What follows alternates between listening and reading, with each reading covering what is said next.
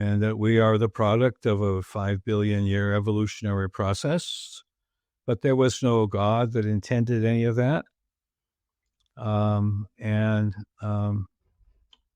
we are stuck here on this little planet on the edge of some insignificant solar system in the midst of an inconceivably large universe that began with the Big Bang, and you have to make the most of it. I have to confess that at the time in my life when I was told that there were certain rules I no longer had to obey, and I was 21 years old, I thought, okay, that's good. I can not be so monastic in my day-to-day living, so to speak. And then the other thing was that my professors, especially it being San Francisco and Berkeley, we were all committed scientific atheists. And if you weren't a committed scientific atheist, that you weren't a member of the club. My mother had died also at an early age. I had, however, two brothers and a sister. But my mentors were my professors. And they were the ones who I had to please to get a good grade and get into school and graduate. And they were the ones who I looked to for things besides how to figure out thermodynamics. And these were like I said, my mentors, and they were scientific atheists. And I thought, okay, well, I guess that's where we're at. I'll just, as long as I'm here on this planet, I'm going to do two things. I'm going to avenge the death of my mother, who died of a rather slow, painful death from cancer. And I'm going to do the hardest thing a person can do, just to thumb my nose in the face of the cynicism and be a medical oncologist, which in those times was considered like going to Siberia because it was so harsh and challenging.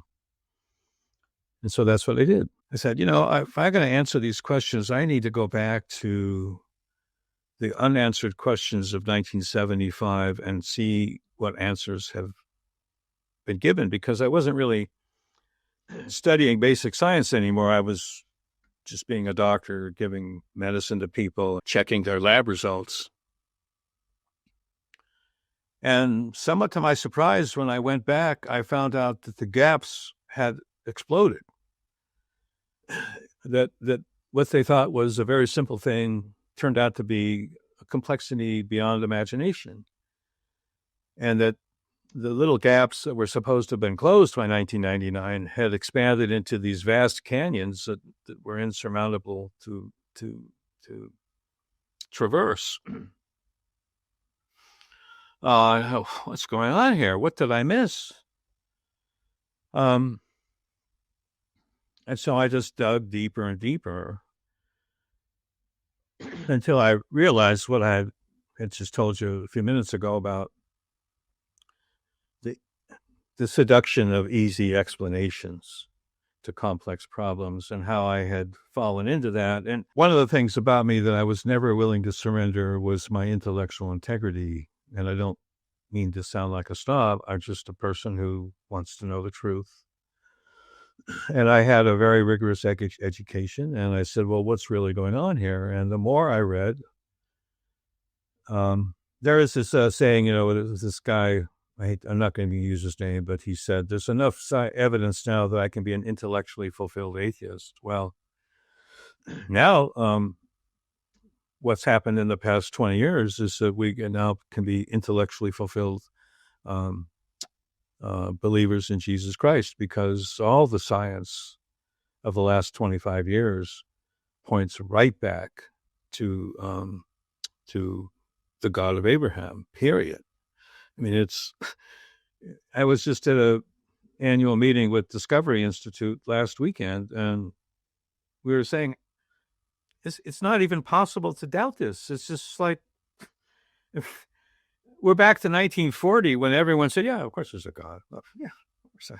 How can there not be a God? There's a sun up there and there's water and everything, and everyone understood simple things. Anyway, so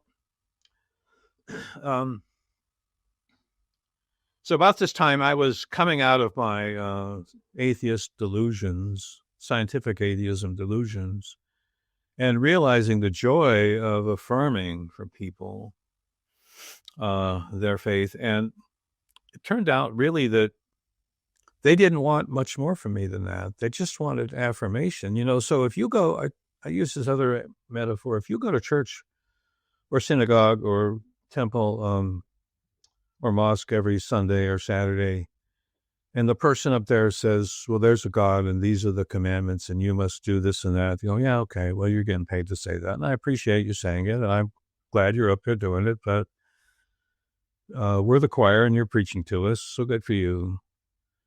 But what do the really smart people think? Like Stephen Hawking and all these guys are on TV telling us that if you believe in God, you're stupid.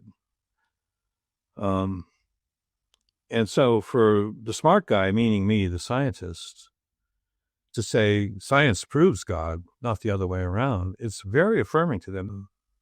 I was sent two individuals in particular who I profile in the first book, who came into my life and said, I'm going to show you how to die, Stephen.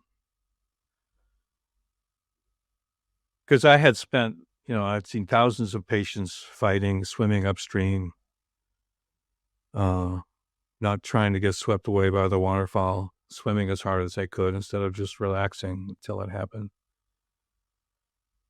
And you see, if someone performs any one spectacular feat,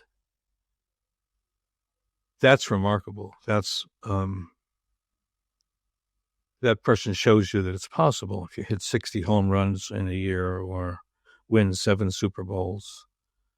And if one person can say, I'm going to show you how to die, and I'm doing it for you, Steve, Dr. Iacoboni, I'm here. I mean, I had one patient tell me that. It's in my book. And she said, I asked her, I said, why aren't you afraid? Everyone else is afraid. You're suffering. I'm giving you chemo. Everyone around you is sad. Why are you happy all the time? And she said, God gave me cancer to show you how to die and how to live.